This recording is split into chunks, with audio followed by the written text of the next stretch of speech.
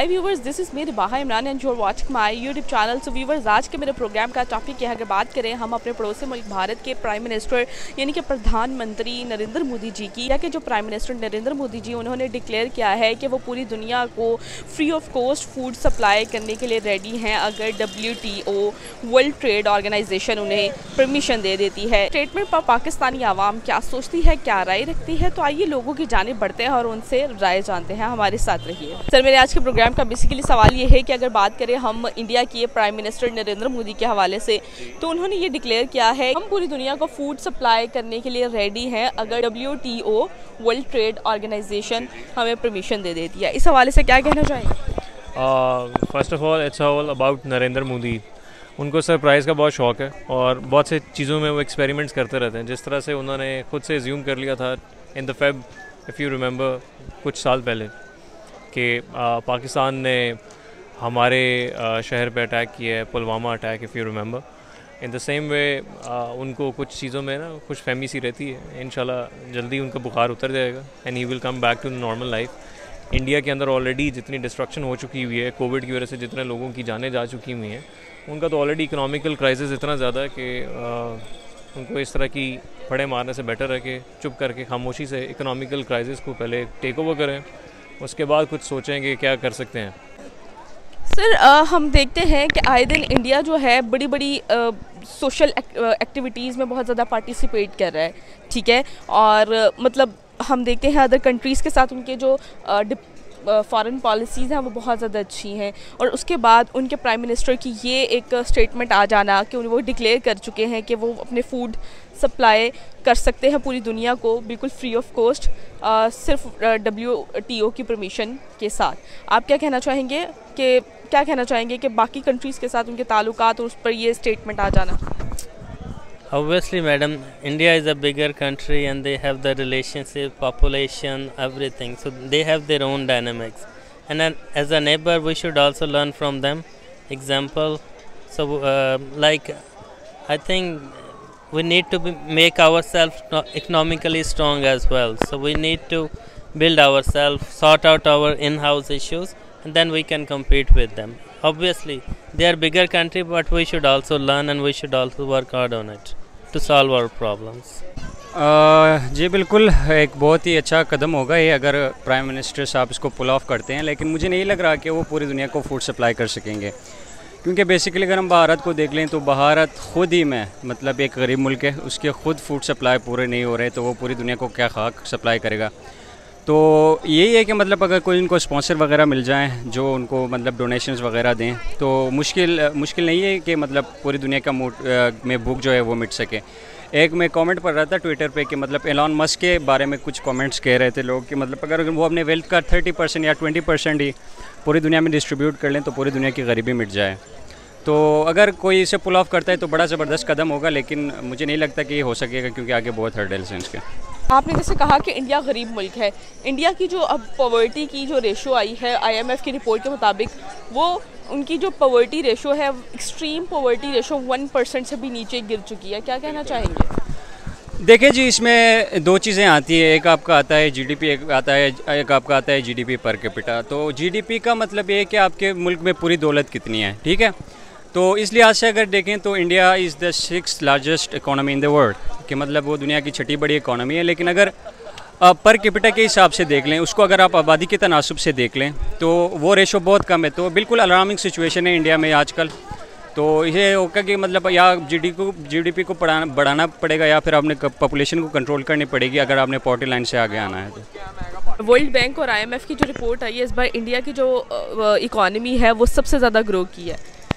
क्या कहेंगे? आपको याद होगा कि कोविड के बावजूद जनरल परवेज़ मुशर्रफ कह रहा था 8 साल डॉलर को आर्टिफिशियली ठीक ठाक कंट्रोल किया गया था। इन द सेम वे अभी रिसेंटली ये हमारा एक बहुत बड़ा पॉलिटिकल चेंज आया था मुल्क में। पता चला कि जी डॉलर को नून लीग की गवर्नमेंट ने पिछले साल बहुत ज़्यादा आर्टिफिशियली कंट्रोल किया था। इन द सेम वे अगर पाकिस्तान के अंदर ये सारी चीज़ें आर्टिफिशियली कंट्रोल हो सकती हैं तो इंडिया में नहीं होती होंगी। यानी कि आप ये कह रहे हैं कि फेक खबर है? Definitely it can be tempered और टैपर्ड टाइप थिंग, जिसमें might be possible there are very flaws, और हो सकता है कि इसके अंदर बहुत सी चीज़ें ऐसी हैं जो हमें नहीं पता चलती। सर ये बताइएगा कि आज की डेट में इंडिया की जो फॉरेन पॉलिसीज़ हैं वो और जो उनके रिलेशंस हैं अदर कंट्रीज़ के साथ वो बहुत ज़्यादा अच्छे हैं आज की डेट में, क्या कहना चाहेंगे? और उसके ऊपर ये स्टेटमेंट आ जाना कि वो पूरी दुनिया को जो है फूड सप्लाई करने के लिए बिल्कुल फ्री ऑफ कॉस्ट रेडी है, और मतलब उन्होंने ये डिक्लेयर कर दिया है अगर WTO उनको परमिशन दे देता है, क्या कहना चाहेंगे कि एक उनकी फॉरेन पॉलिसीज़ और रिलेशन अच्छे हो, ऊपर से ये खबर एक स्टेटमेंट और आ जाना? इस पे I can talk in little bit detail, क्योंकि अभी रिसेंटली मैं थोड़ा सा एम्बेसीज़ और वीज़ाज़ की इंफॉर्मेशन में इंडल्ज्ड हूँ।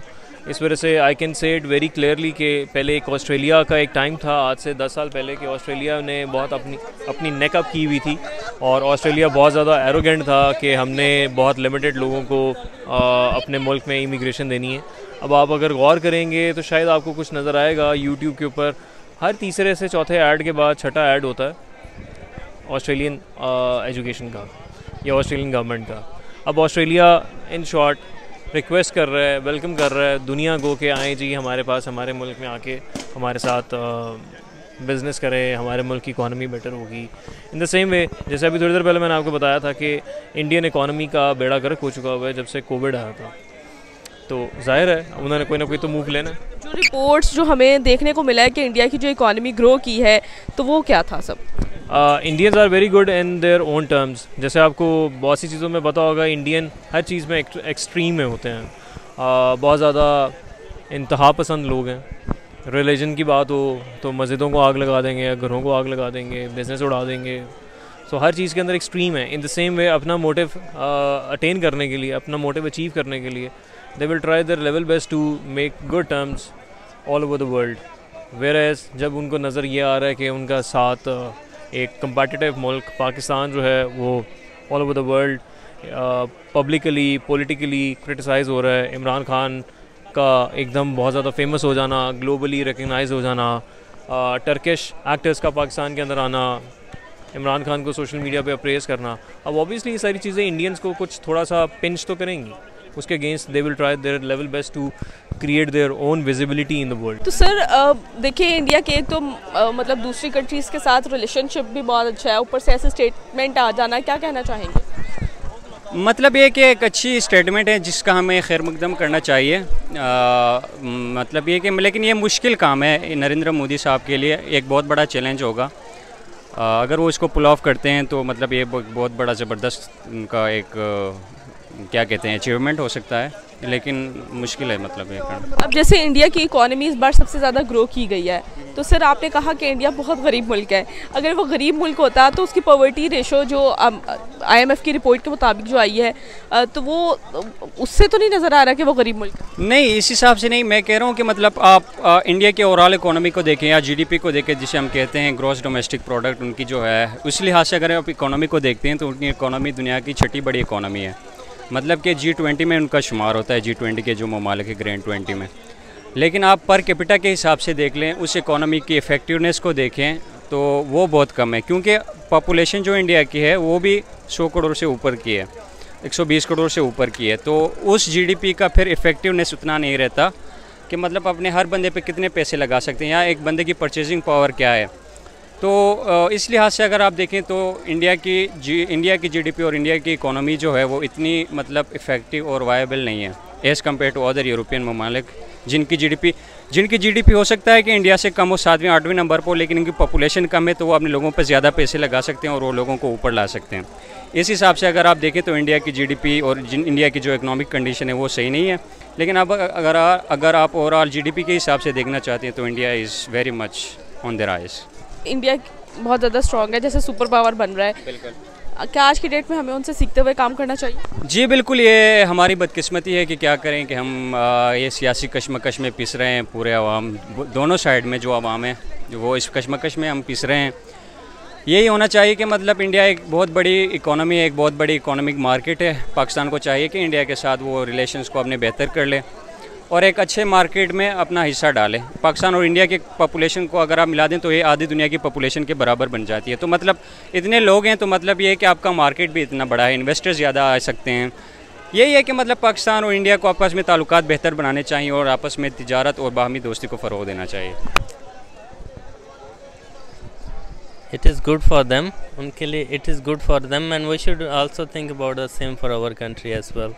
They can try to export it. We should also improve our agriculture and we should export it as well. Sir क्या वजह है कि आज की डेट में इंडिया बहुत ज़्यादा आगे निकल चुका है और पाकिस्तान कहाँ पर स्टैंड कर रहा है, क्या कहना चाहेंगे? एक साथ अलग होने के बावजूद इंडिया इतना आगे निकल चुका है। Yeah, it's the continuation of the democracy. It's a big country as well, and like our extremism and education, we need to sort it out ourselves.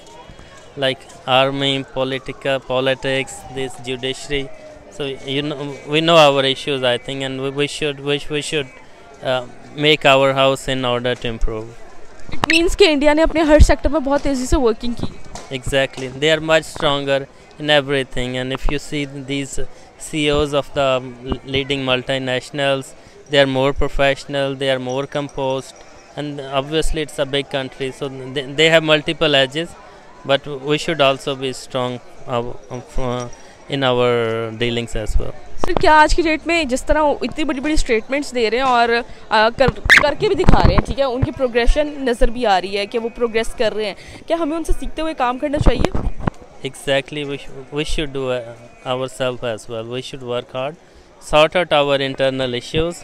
Economically, we have the corruption issue, we have like extremism, so we need to sort it out, and we should need, as a nation, we need to think and like make our priorities and work as a nation. जी तो viewers, आपने पाकिस्तानी आवाम की राय तो जानी। इसी के साथ अपनी मेज़बान रबाहा इमरान को दीजिए इजाज़त और जाने से पहले मेरे चैनल को ज़रूर सब्सक्राइब कीजिए, वीडियो को ज़रूर लाइक कीजिए और मुझे इंस्टाग्राम पर जाके फॉलो करना मत भूलिएगा। Thank you so much.